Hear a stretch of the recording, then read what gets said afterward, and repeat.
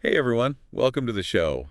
Ever feel like you're just shouting into the void and your words are just bouncing off the people you care about most? Hmm.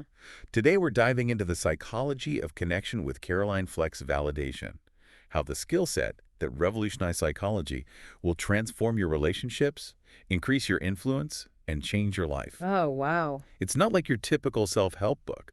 It's more science-backed insights with real-world applications. Almost like a guide to understanding the human need to feel seen. Yeah. The Amazon link is in the description. Make sure to check it out. Before we get too deep, don't forget to like and subscribe for more insightful deep dives. Mm-hmm. Now, Flick makes some pretty bold claims in the book, arguing that mastering validation can lead to stronger relationships, less conflict, and even saving lives. That's a pretty high bar. What are your thoughts on that? It's definitely ambitious, but the research she presents is very compelling. I mean, think about it. When we feel truly heard and understood, it really kind of de-escalates the tension and allows for more clear thinking. There's actual evidence that shows validation can reduce stress hormones like cortisol that hijacks our ability to reason during, heated moments. Right. That makes total sense. It's like when someone acknowledges your perspective, Yeah. it kind of takes the heat out of the situation, Yeah. even if you don't agree on everything. Yeah. Fleck goes even further, talking about how our brains are actually wired to mirror each other, Yeah. a concept she calls copying. Is this literally about mimicking someone's words or body language? Precisely. And while it may seem a little simplistic, it taps into that really deep-seated human need for connection and that feeling of being on the same wavelength as someone.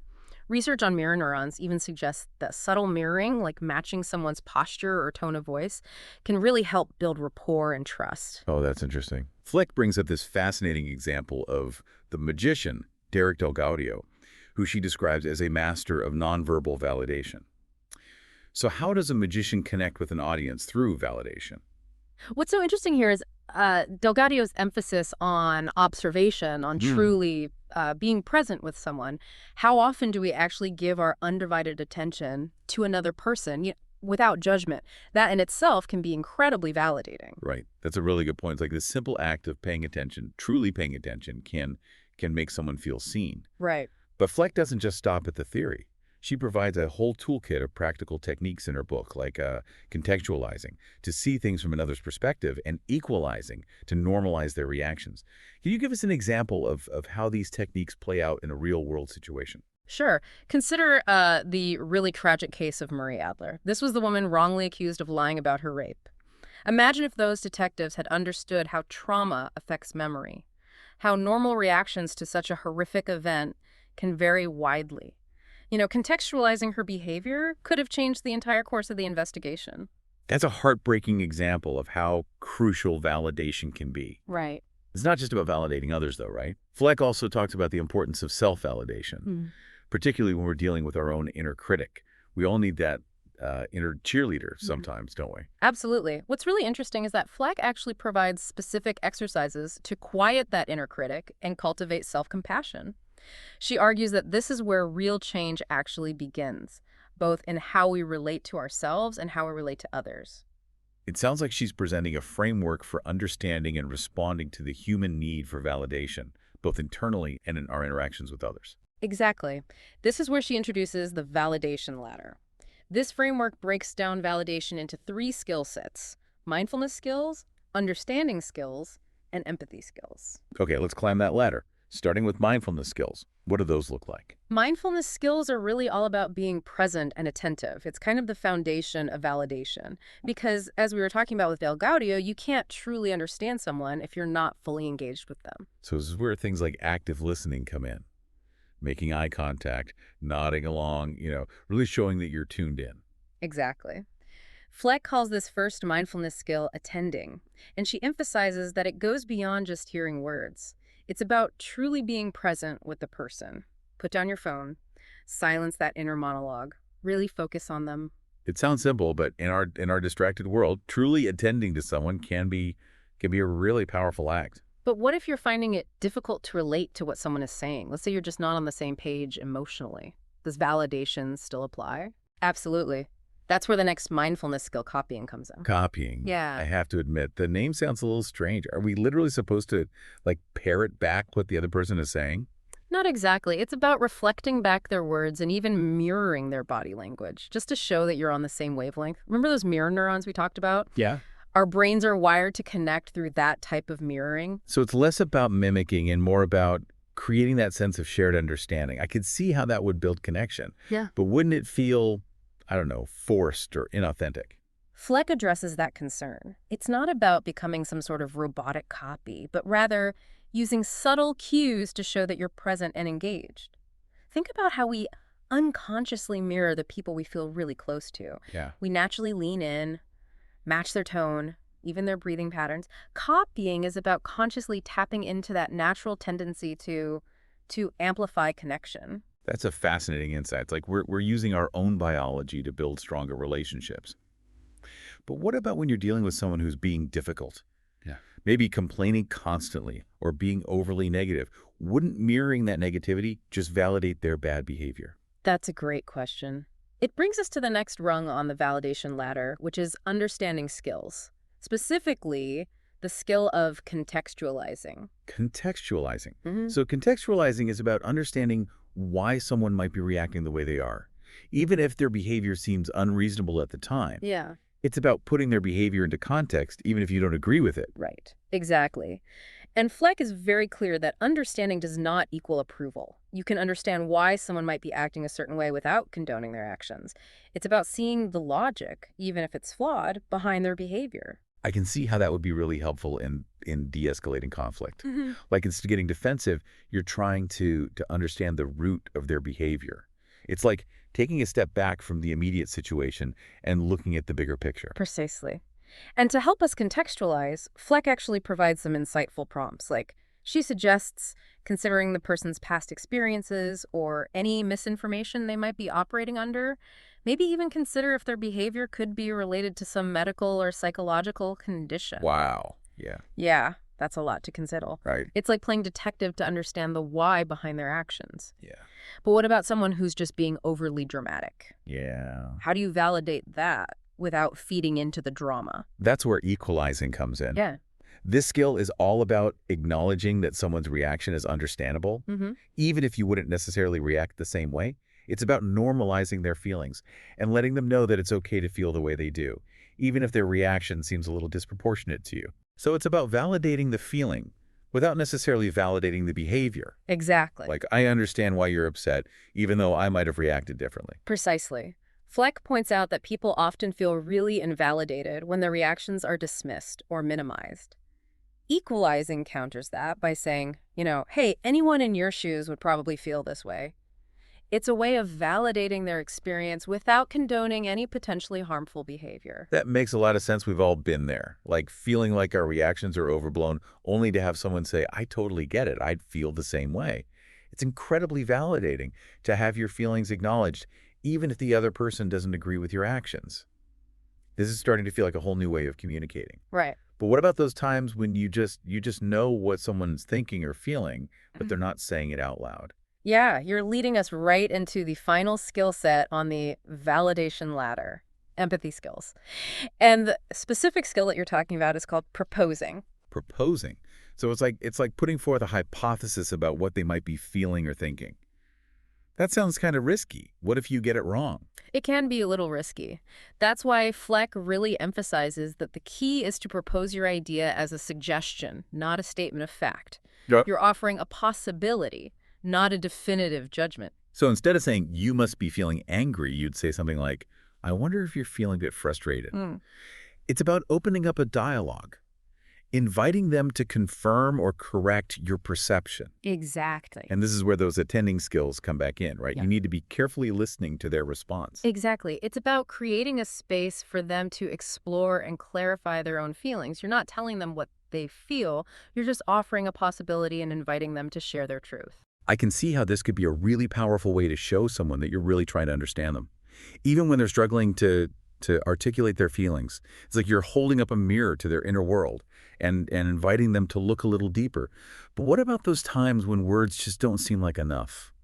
When someone needs more than just verbal reassurance. That brings us to taking action, one of the most powerful and potentially risky skills on the validation ladder. Taking action. So it's not just about saying the right words, it's about doing something tangible to support someone.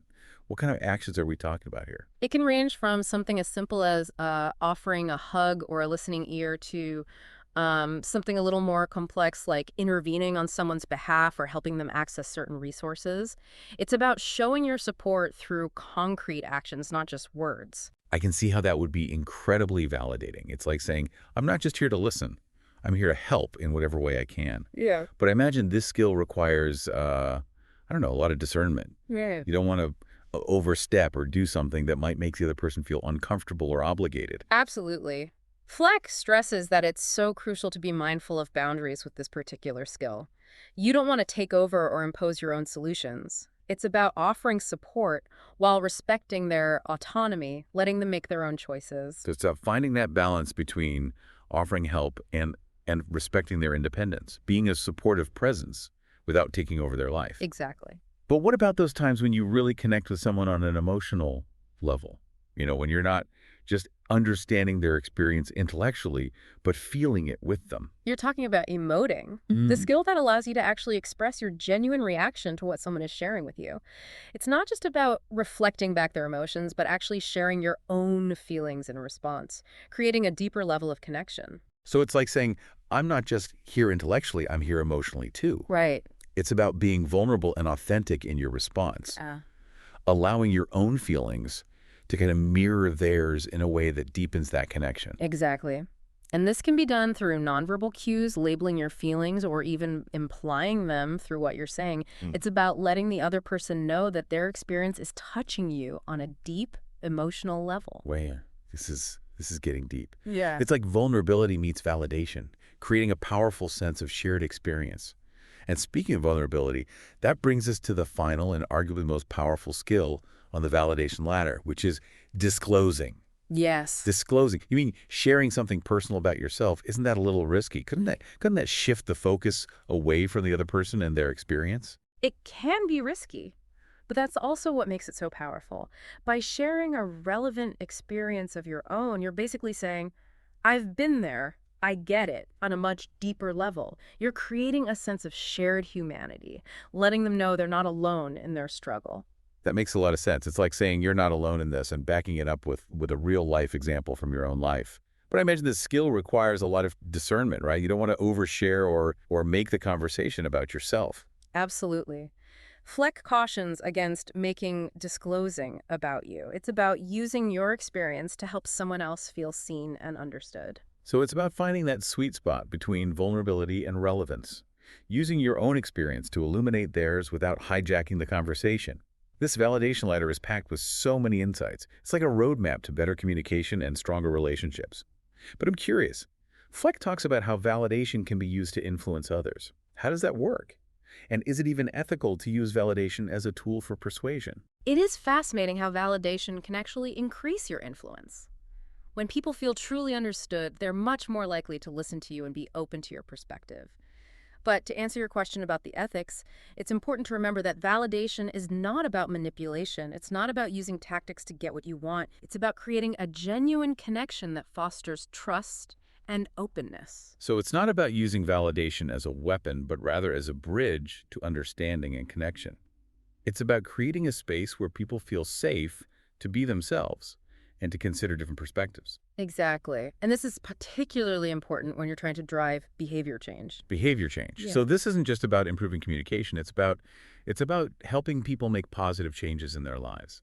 That sounds incredibly ambitious. It is, and that's where Fleck dives into the world of behaviorism, the science of how we learn and change. And she actually draws this fascinating parallel between validation and food.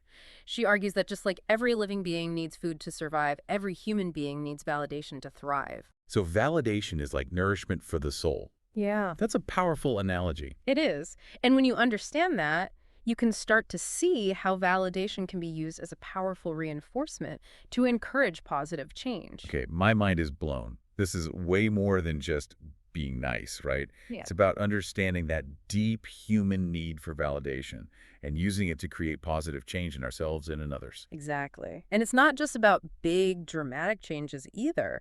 Fleck talks about how validation can be used in everyday situations, from parenting to intimate relationships to even improving workplace dynamics. This is starting to feel like a whole new way of interacting with the world. Right. But before we jump into specific applications, let's take a quick break. We'll be right back to explore how to use validation to transform your relationships, increase your influence, and even save lives. Sounds good.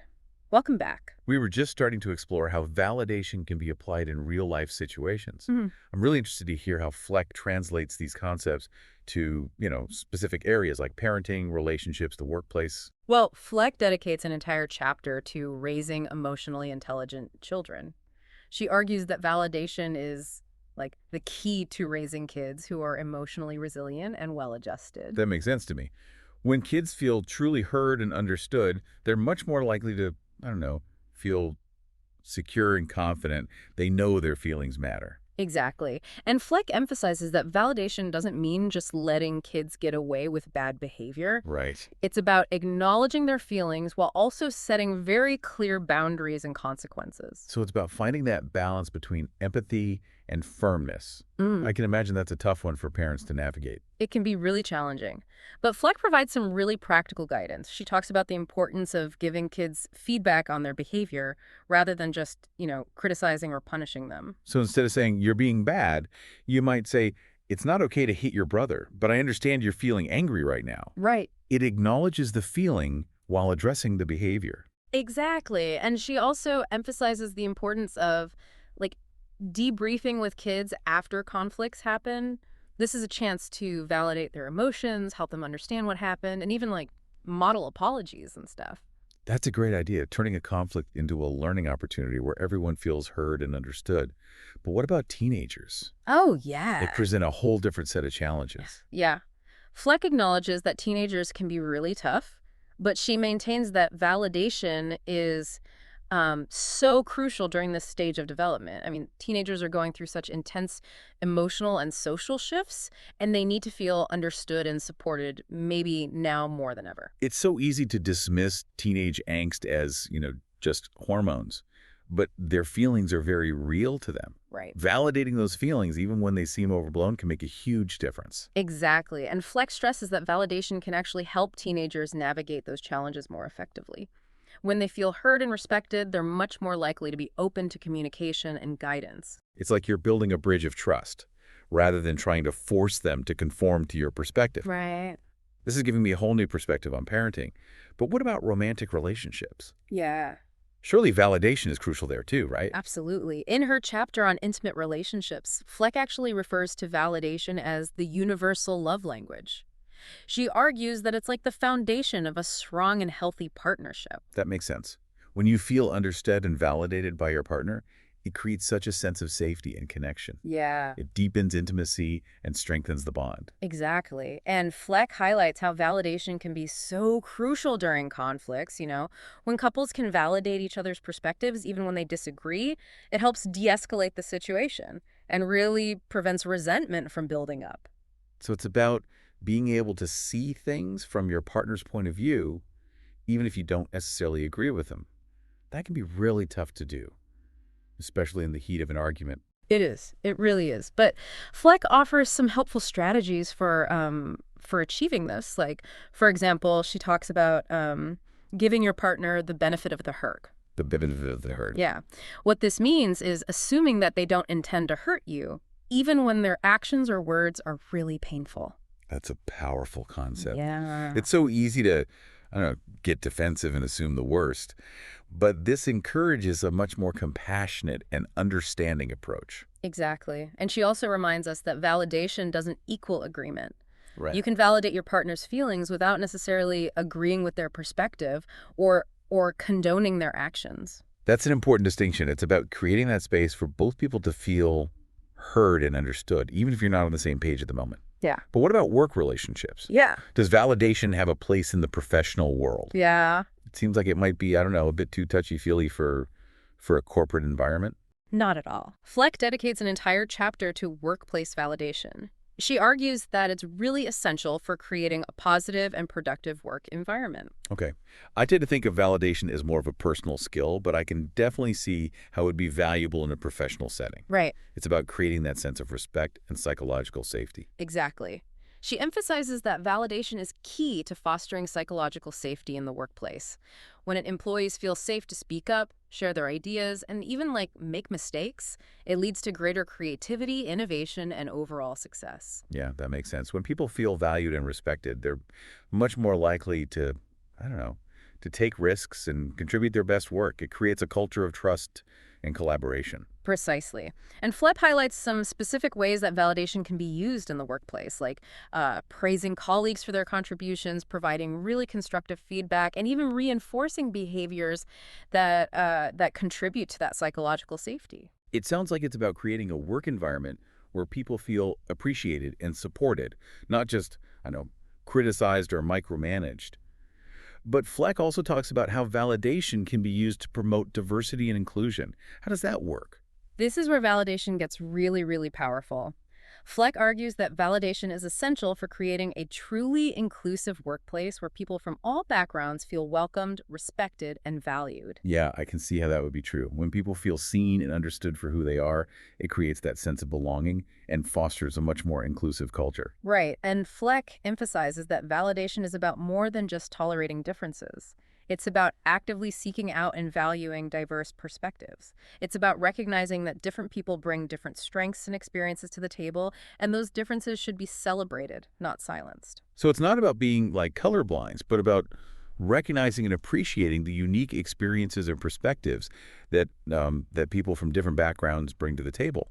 It's about creating a space where everyone feels safe to be themselves Yeah. without fear of judgment or prejudice. Exactly. And Fleck highlights the importance of creating a work environment where people feel safe to share their perspectives, even if they're different from the norm. It's about creating a culture of curiosity and open-mindedness, where people are encouraged to learn from each other and challenge their own assumptions. This is making me rethink the whole concept of workplace culture. Yeah. It's not just about being, nice or professional. It's about creating a space where everyone feels truly seen, heard, and valued. Yeah. And that starts with validation. Right. It's about acknowledging and appreciating the unique contributions of each individual, regardless of their background or beliefs. Precisely. Yeah. And that's the power of validation. It's not just a feel-good concept. It's a skill set that can transform your relationships, increase your influence, and even create positive change in the world. It's about recognizing the inherent worth and dignity of every human being and creating spaces where everyone feels safe, respected, and empowered to be their authentic selves. This has been an incredible deep dive. It is. I feel like I've learned a whole new language for communicating and connecting with others, both personally and professionally. But before we wrap up, Fleck talks about the importance of self-validation. What does that mean? Is it just another way of saying self-esteem or self-love? Self-validation is really about applying those same validation skills to yourself. Yeah. It's about recognizing and accepting your own thoughts, feelings, and experiences even when they're difficult or uncomfortable. It's about treating yourself with the same compassion and understanding that you would offer to a loved one. So it's like being your own best friend. Right. Offering yourself the same kindness and empathy that you would extend to someone you care about. It's about acknowledging your own worthiness and recognizing the validity of your own experiences. Exactly. And Fleck emphasizes that self-validation is so crucial for building self-esteem, managing really difficult emotions, and even coping with really challenging situations. When you can validate your own experiences, you're less likely to be swayed by self-criticism or negative self-talk. You develop a much stronger sense of self-worth and resilience. That makes a lot of sense. When you can validate your own experience, you're less likely to seek validation from external sources. You become your own source of strength and support. Exactly. And Fleck actually provides some helpful strategies for how to actually practice self-validation. Like she talks about the importance of paying attention to your physical sensations, identifying and labeling your emotions, and even challenging those invalidating thoughts that pop up. It's about cultivating a mindful awareness of your inner world and responding to yourself with compassion and understanding. It sounds like such a powerful practice for cultivating self-awareness and self-acceptance. It's like taking all those validation skills we've been discussing and turning them inward, creating a more compassionate and loving relationship with ourselves. Exactly. And Fleck stresses that self-validation is a practice, not a destination. Yeah. It's something that you cultivate over time with patience and compassion. It's about showing up for yourself, even when you make mistakes or you feel inadequate. It's about recognizing that you are worthy of love and belonging, just as you are. This has been an absolutely mind-blowing deep dive into the world of validation. It has. I feel like I have a whole new toolkit for improving my relationships, my communication, and even my own All self-acceptance. right. But before we wrap up, Fleck talks about how her own personal experiences have shaped her understanding of validation. Yeah. She shares some really vulnerable stories about her journey with multiple sclerosis and how it's influenced her approach to this whole concept. Yes, she does. And I think those stories are so incredibly powerful and insightful. They really bring the concept of validation to life and demonstrate how it can be a source of strength and healing, even in the face of adversity. That's where it gets really interesting. Let's dive into those personal insights in our final segment. I can't wait to share those stories with you. They really highlight the transformative power of validation, both in our own lives and in the lives of others. So we're back and ready to kind of explore how Fleck's personal journey has informed her understanding of validation. You mentioned that she's very open about her experience with multiple sclerosis. Yeah, she is. Fleck shares how her MS diagnosis and the ongoing challenges of living with a chronic illness really forced her to confront her own need for validation in a very real and personal way. It's powerful that she's willing to be so vulnerable, with her readers. It makes her insights feel so much more authentic and relatable. Absolutely. And she doesn't shy away from the difficult parts of her experience either. Like she talks about the frustration of having her symptoms dismissed or minimized by medical professionals, that feeling of invalidation, of not being believed or taken seriously. Yeah. It can be incredibly isolating and disempowering. I can only imagine how difficult that must have been.